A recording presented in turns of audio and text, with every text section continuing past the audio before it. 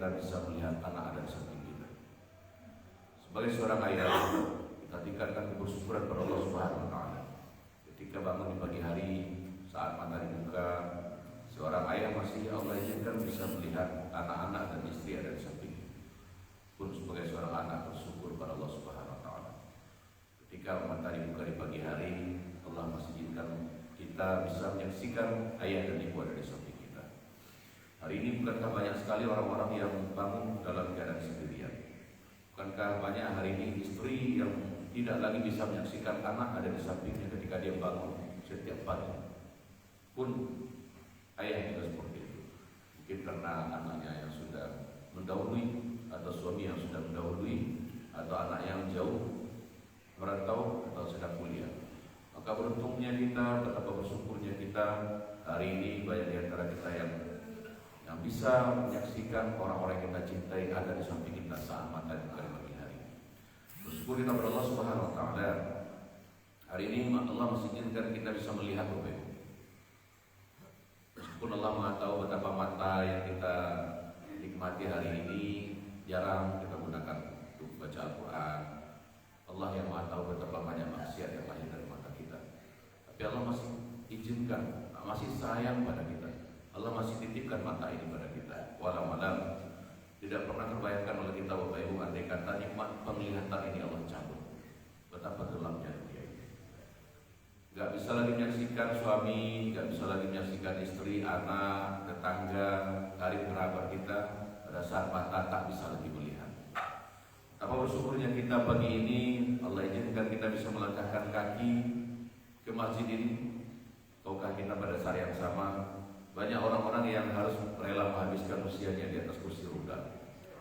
Mungkin karena stroke, mungkin karena lumpuh, gak bisa lagi berjalan. Tapi Allah masih sayang pada kita. Allah masih berikan kita kaki yang kokoh bisa berjalan sampai ke masjid ini. Meskipun Allah tahu banyak dosa yang barangkali lahir dari kaki kita. Subhanallah, Maha Suci Allah, segala puja dan pujiannya untuk Allah. Pagi ini pun Allah masih izinkan kita bisa mendengar Bapak Ibu. Bapak Ibu bisa mendengar saya? Alhamdulillah. Meskipun Allah Maha tahu, terkadang kita masih senang gibah, masih senang mendengar menceritakan aib dan kekurangan orang lain. Padahal sebetulnya kita sadar bahwa orang yang kita jelek-jelekan, orang yang kita bicarakan bisa jadi jauh lebih mulia di hadapan Allah dibanding dengan kita yang sering membicarakan orang lain. Siapa yang rugi Bapak Ibu?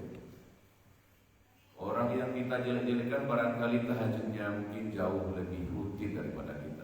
Orang yang kita bicarakan kekurangannya mungkin sholatnya jauh lebih ikhlas, sedekahnya jauh lebih ikhlas. Sementara kita kadang sholat di ujung waktu, kadang sholat tergesa-gesa, sedekah terkadang hanya sisa uang, dan itu pun uang terjelek yang kita miliki.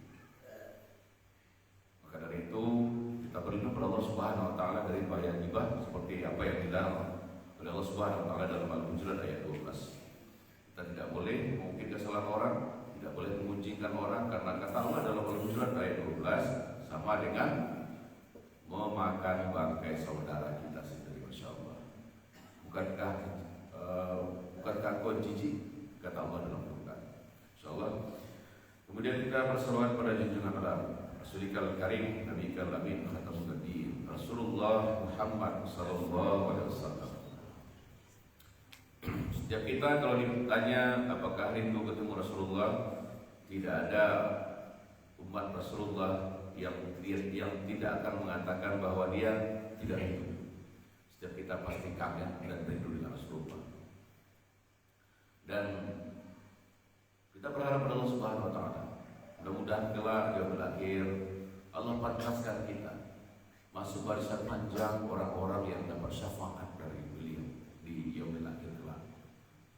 Dan tidak hanya itu Bapak Ibu, saudara-saudaraku, sahabat-sahabatku, keluargaku semua, tidak hanya itu, mudah-mudahan kelak kita bisa menggandeng anak kita, pasangan kita, bertemu Rasulullah, mencium tangan Rasulullah dalam surga. Amin ya rabbal alamin. Bapak dan Ibu, apa kabarnya pagi ini? Sehat? Alhamdulillah. Badan sehat, Bu, belakang saku-saku sehat. Alhamdulillah, mantap. Jangan bilang tidak sehat ya, karena apa yang diucapkan oleh mulut itu jangan-jangan bisa jadi doa nanti. Ya. Kemudian sakunya sehat, badannya sehat, pangan pun sehat. Amin. Dan seluruh keluarga kita Allah berikan kesehatan dan umur panjang. Ya, terjauh dari segala mara bahaya, mara bencana. Kita tahu dari laporan yang saya terima ada beberapa titik di Tanjung Mutiara ini yang hari ini kawan-kawan kita, saudara-saudara kita sedang Allah beri musibah. Ada di Gadihangi, ada di Pasir, karena bakarnya badai, ya ada beberapa titik lah. Kalau di Gadihangi itu banjir kiriman, biasa setiap hari hujan lah, berulang lebih hujan dan rendah itu biasa. Dan ternyata memang benar, ya laporan masuk pagi tadi.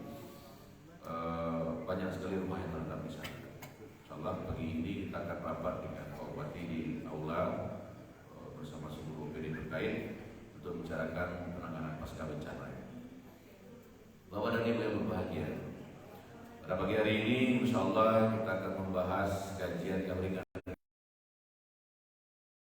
karena baca mic Ustaz Ustaz. Tadi tinggi mana Ustaz itu mengejek Abu Al Ustaz Al-Mukhara masyaallah. Bos merinding mana? Agak dulu. Saudara kata lo yang mau minggu beban panggilan, insyaallah. Ya. Kajian yang ringan-ringan saja karena yang sesuatu yang bisa menghancurkan amalan kita.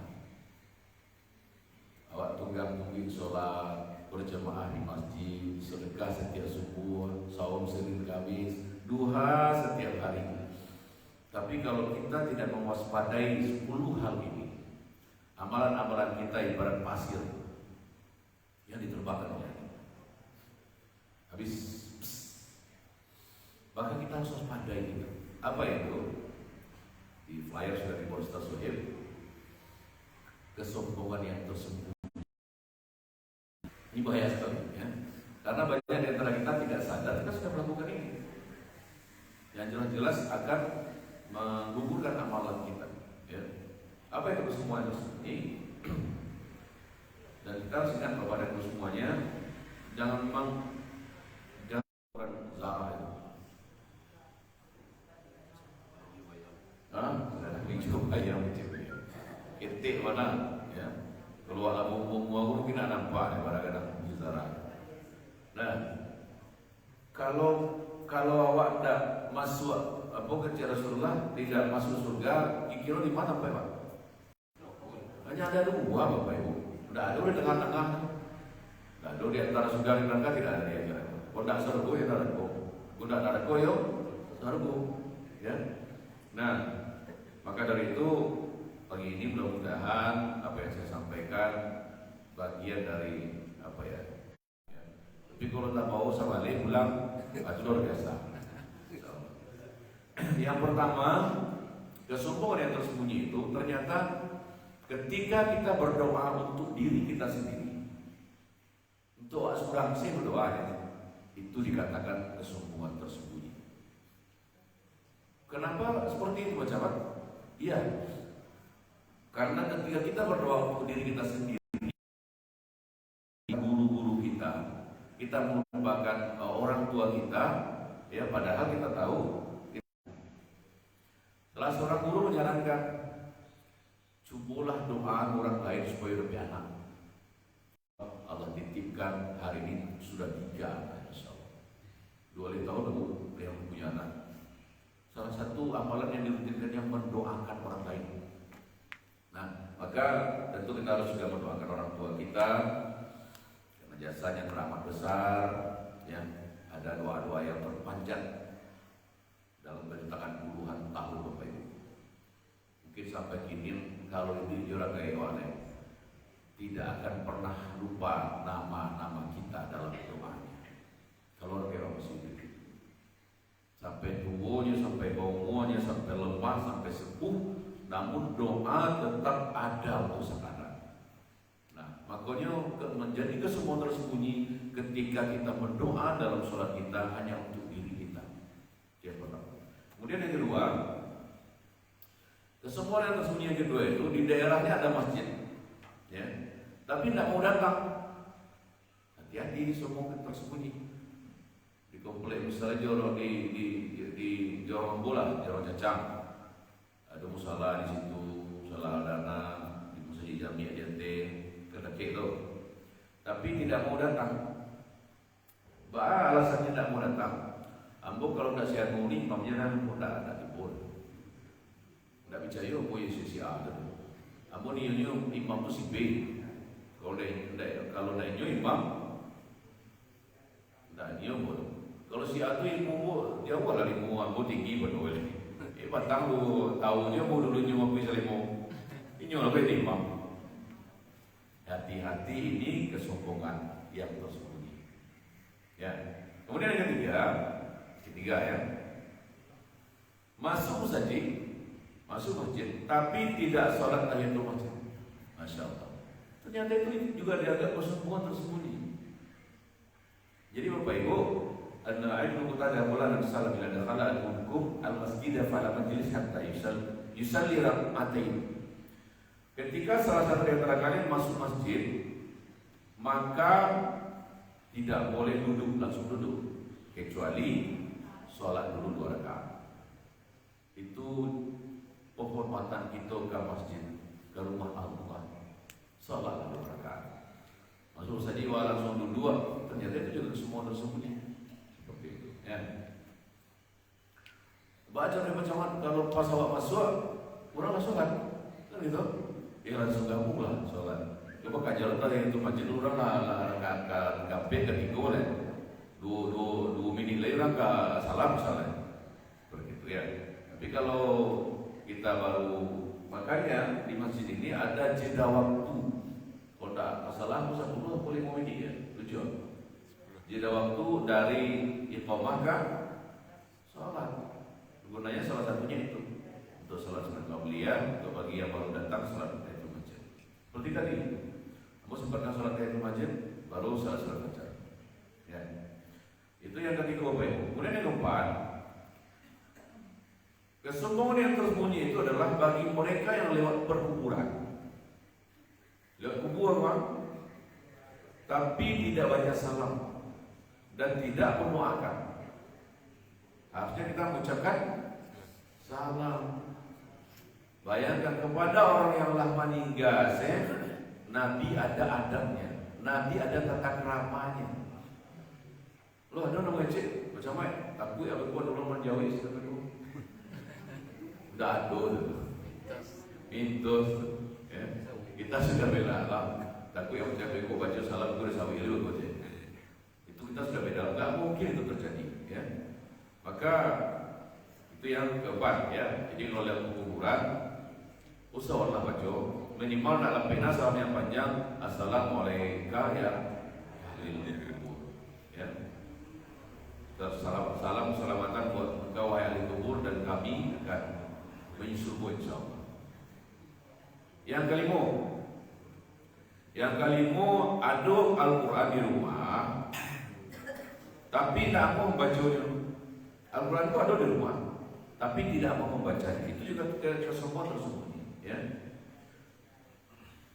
Allah Subhanahu wa taala berfirman, "Wa qala ar-rasul ya rabbi inna qaumi ittakhadhu hadzal qur'ana mahjura." Rasulullah dan Rasul Muhammad berkata, "Ya Tuhanku, sesungguhnya kaumku telah menjadikan Al-Qur'an ini diabaikan." Bagi yang mengabaikan Al-Qur'an. Ada Al-Qur'an di rumah, tapi kadang banyak lo diburi Al-Quran tu perlu di meja. Kalau meja aku dilap teori. Banyak ibu karena apa? Karena jarang dibaca. Makanya minimal di rumah itu ada komitmen. Ada komitmen ayah, ada komitmen anak, ada komitmen rumah. Apa komitmennya? Salah satunya di rumah tu harus wajib membaca Al-Quran. Dak ayah, dak anak, dak orang rumah, dak itu aja. Wajib. Ya silakan atur waktunya, mungkin setelah maghrib, selesai jemaah di musajid, pulang, Al-Quran dicari. Jangan lihat pulang dicarinya gadget dulu. Cek status Facebook, WA, itu keliru. Ya.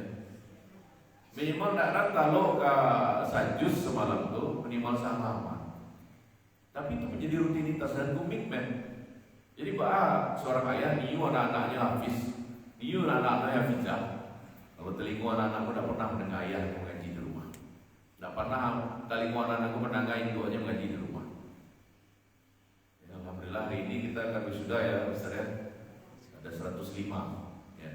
105 santriwan santriwati. Mudah-mudahan bupati nanti akan datang beliau terus kemari jam 2 ya.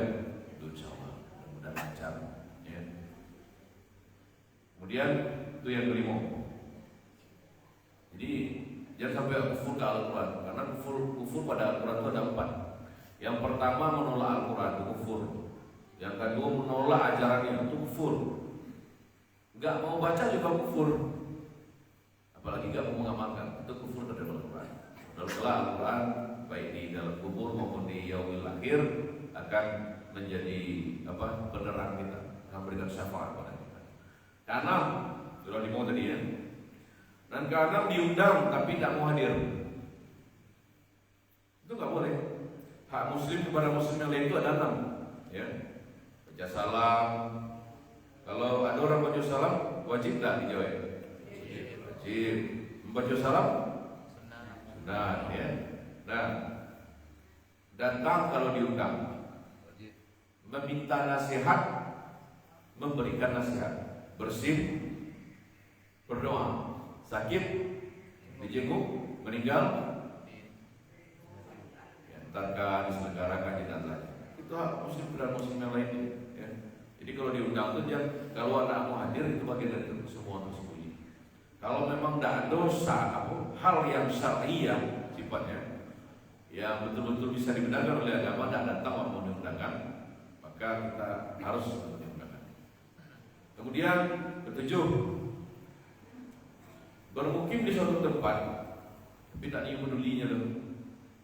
Mau si A, si B, mau datuanya, mau sultannya, gindo, si D, galanya, tak mau peduli. Maaf, gak level. Ambo kurang pendidikan. Ambo biasanya berkawan orang-orang ambo pejabat, eksekutif, orang-orang kota, tak level juga ambo kawan. Itu kesombongan yang tersembunyi. Kemudian yang ke-8, ada orang yang berilmu di sekitar kita. Contoh, model di komplek Abu lah, model Ustaz Sahib. Oh, coba tanya beliau. Oh, capai itu kan label ini. Ilmu boleh tentu aku lebih tinggi dari beliau. Bisa jadi Ustaz Sahib jauh lebih hebat ilmu dari ilmu. Aku bertanya. Nah, artinya ketika ada orang yang berilmu di sekitar awak, tidak mau memanfaatkan ilmu, tidak mau datang ke majelisnya, tidak mau datang ke tadarusan dan lain sebagainya, itu semua tersembunyi. Kan boleh-boleh aslinya orang majelis taklim sikonya untuk di rumah. Padahal jelas-jelas masyarakat mengakui si A, si B itu punya ilmu yang lebih tentang agama. Itu kesembuhan yang tersembunyi. Kemudian yang berapa ya? 9. Dan ke-9, lai bertambah ilmu agamanya, ikutnya majelis taklim rutin tiap hari minggu misalnya. Tapi semakin bertambah lo ilmunya, semakin hobi lo menyalah kurang. Setelah mendapatkan ilmu, bukan untuk semakin tawadunya, semakin bagus amalannya, tapi justru untuk menyerang orang lain. Banyak ilmunya bukan untuk lebih meningkatkan kualitas dirinya, amalan ibadahnya. Tidak. Untuk menyalahkan orang lain, untuk menyudikan orang lain, maksudnya ilmunya lah tinggi. Oh, tidak bantu saya stay itu. Lalu sampai mengajar stay ke situ. Padahal Masya Allah ya, sejatinya semakin banyak ilmu kita, itu kuncinya itu saja. Kalau semakin tawadunya, semakin banyak ilmunya, semakin tawadunya kuat.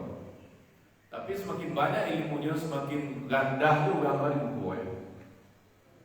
Nah, lekor di bawah saja. Itu nak kena teacher lain saya. Waspadalah, bisa jadi dengan bertambahnya ilmu justru bukan manfaat yang dia dapat, tapi laknatnya Allah. Maka tentu kalau kita dapat ilmu,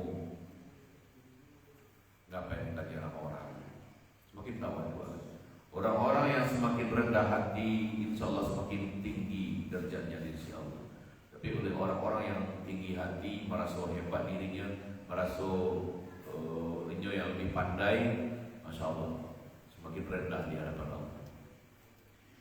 Nah, ke-10, orang yang menasihatinya pinjau tolak. Raja orang ke magia manja. Dulu ini betul. Pinjau ke manja. Tak tahulah laporan orang ber. Lantaran merasa lebih tua, merasa lebih hebat, merasa lebih status sosialnya lebih tinggi, dan orang lain pun diremehan. Mengalir juga kemana saja. Bukan dual dari anak kecil siapa tua kecilnya itu, nah seperti itu. Jadi kalau ada orang yang nasihat, ia terima, kita terima. Karena orang menasihati kita kan bukan berarti karena tentu Allah sayang kawan. Baik itu cara Allah menyampaikan pesan kawan. Mungkin melalui anak kete, mungkin melalui pengurus masjid, mungkin melalui tukang parkir. Allah sampaikan pesan-pesan cintanya. Karena apa? Berarti kan Allah sayang kawan. Allah nggak pengen kita terlalu jauh menyerempet dari garis yang Allah tetapkan seperti itu. Mari kita akhiri majelis ini, kita sama-sama renungkan kepala kita Bapak Ibu. Kita istighfar bareng-bareng. Mudah-mudahan Allah Subhanahu Wa Taala di pagi yang berkah ini, ba'da subuh ini, kita tidak tahu dari siapa doanya yang akan dikabulkan dan kapan akan Allah kabulkan. Makanya tugas kita hanya memperbanyak ikhtiar doa kita.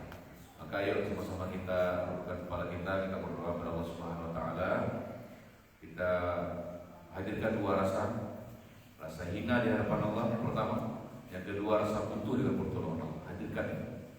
Kemudian kita istighfar sedalam jiwa kita, istighfar betul-betul istighfar, tidak hanya sekedar istighfar di mulut saja Pak. Tapi pagi ini saya minta kita semua dan diri saya untuk betul-betul kita istighfar dari dalam jiwa kita, betul-betul dari hati kita tetap bermohon pada Allah. Silakan Bapak Ibu. Astaghfirullahaladzim, allazi la ilaha illa huwa al-hayyul qayyum. Astaghfirullahaladzim, allazi la ilaha illa huwa al-hayyul qayyum. Astaghfirullahaladzim, allazi la ilaha illa huwa al-hayyul qayyum wa atubu ilaih. A'udzubillahi minasyaitonir rajim. Bismillahirrahmanirrahim. Alhamdulillahirabbil alamin. Wal 'aqibatu lil muttaqin. Wassalatu wassalamu ala asyrafil anbiya'i wal mursalin wa ala alihi wa sahbihi rasulillah ajma'in. Allahumma rabbana la tadkhilna fi maqamin hadza wa fi kulli maqamin jabal illa ghafarta. Duhai Allah yang Maha melihat, yang Maha menyaksikan. Andai kata ada di antara kami, satu di antara kami yang datang ke tempat ini, ya Allah, bergelimang dosa, banyak maksiat. Tolong ya Allah, jangan kau biarkan dia kembali dari tempat ini sebelum kau ampunkan segala dosa. Allahumma rahmatullah farajta. Ya Allah, jika ada di antara kami yang datang ke tempat ini sedang gelisah hati, tidak tenang jiwanya, maka mohon ya Allah, jangan kau biarkan dia kembali dari tempat ini Kau tenangkan keadaan batin. Allahumma yassir illa yassarna. Ya Allah, jika ada di antara kami yang datang ke tempat ini, ke masjid ini, susah hidupnya ya Allah, sulit ekonominya, sulit dalam rumah tangganya, sulit dalam kehidupan sosialnya, maka mohon ya Allah, jangan kau biarkan dia kembali dari tempat ini sebelum kau mudahkan segala urusannya. Allahumma maridah illa syafaina. Ya Rabb, kalau seandainya ada di antara kami pagi ini yang datang ke tempat ini sedang sakit, mungkin anaknya, mungkin pasangannya, suami dan istrinya, atau ayah dan ibunya, maka tolong ya Allah, angkat segala penyakitnya ya Allah. Allahumma ya Rahman ya Rahim, ini jahilun, kami bodoh ya Allah. Maka dari itu pintarkan kami ya Allah, dari hidayah kami ya Allah, karuniakan kami ilmu yang bermanfaat. Allahumma inni dhaifun, kami lemah ya Allah. Ya Rabb, maka kuatkan kami dalam menghadapi segala cobaan hidup ini. Ya Rahman ya Rahim, sesungguhnya kami ini ahli maksiat ya Rabb, ahlul maksiat, maka ya Rabb, tolong bimbing kami, beri hidayah kami ya Rabb, jauhi dari diri kami kesombongan ya Rabb, merasa lebih baik daripada orang lain, jadikan kami hamba yang tawadhu ya Allah. Rabbana hab lana min azwajina wa dzurriyyatina qurrata a'yun waj'alna lil muttaqina imama. Akhirnya pada yang kami mohon, siapapun yang mengadakan tangan hari ini. Telah berikan kesempatan pada mereka ya Rabb, agar tangan-tangan tersebut bisa memegang dinding Ka'bah, tawaf mengelilingi Ka'bah, berlari-lari dari Safa ke Marwah. Izinkan tangan tersebut bisa meminum air Zam-Zam langsung dari sumbernya ya Rabb. Rabbana atina fid dunya hasanah wa fil akhirati hasanah wa qina adzabannar. Walhamdulillah. Bapak Ibu yang berbahagia, yang dapat saya sampaikan mudah-mudahan bermanfaat bagi saya yang menyampaikan terutama, dan bagi kita semuanya. Kita tutup dengan doa kafaratul majelis. Subhanallahu wa bihamdika, asyhadu an la ilaha illa anta, astaghfiruka wa atubu ilaik. Assalamualaikum warahmatullahi wabarakatuh.